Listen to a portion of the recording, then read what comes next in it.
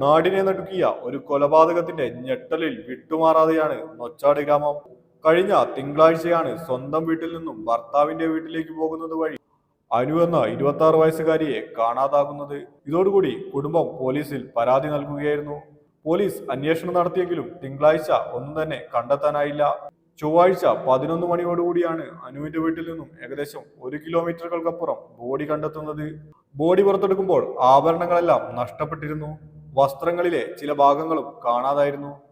മുട്ടോളം വെള്ളമുള്ള ഈ ഒരു തോട്ടിൽ എങ്ങനെ വീണു മരണപ്പെട്ടു എന്ന സംശയം അപ്പോഴേ അന്വേഷണ ഉദ്യോഗസ്ഥർക്കുണ്ടായിരുന്നു. ഇതുമായി ബന്ധപ്പെട്ട് നടത്തിയ തുടരന്വേഷണത്തിലാണ് നാടിനെ ഞെട്ടിപ്പിച്ച കൊലപാതക വാർത്തയുടെ ചുരുളഴിയുന്നത്.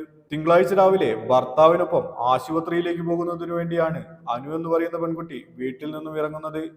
വീട്ടിൽ നിന്നും സമീപത്തെ മുളിയങ്ങാട് എന്ന ടൗണിലേക്ക് എത്തിച്ചേരാമെന്നായിരുന്നു ഭർത്താവിനോട് പറഞ്ഞത്.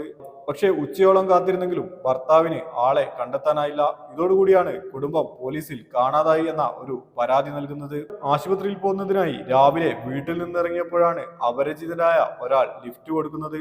ഇദ്ദേഹത്തിനൊപ്പം ബൈക്കിൽ കയറി യാത്ര തുടർന്നെങ്കിലും ആളൊഴിഞ്ഞ പ്രദേശമെത്തിയപ്പോൾ ഇദ്ദേഹം വാഹനം നിർത്തി തോട്ടിലേക്ക് തള്ളിയിട്ട ശേഷമാണ് പ്രതി മോഷണ ശ്രമം നടത്തിയത്.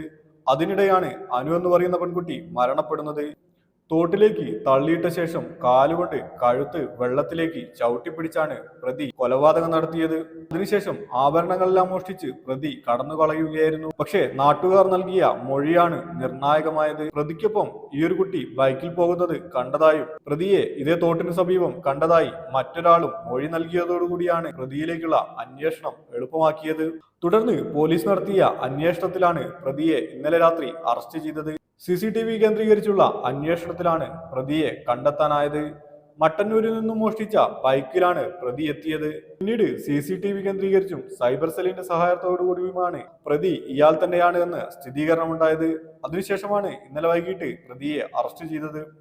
പിന്നീട് പ്രതി കുറ്റം സമ്മതിക്കുകയായിരുന്നു. ഇതോടെ വലിയൊരു ഞെട്ടലിലാണ് നൊച്ചാട് എന്ന ഗ്രാമം. പ്രതി മുമ്പും ഇത്തരം നിരവധി ക്രിമിനൽ കേസുകളിൽ പ്രതിയാണ്.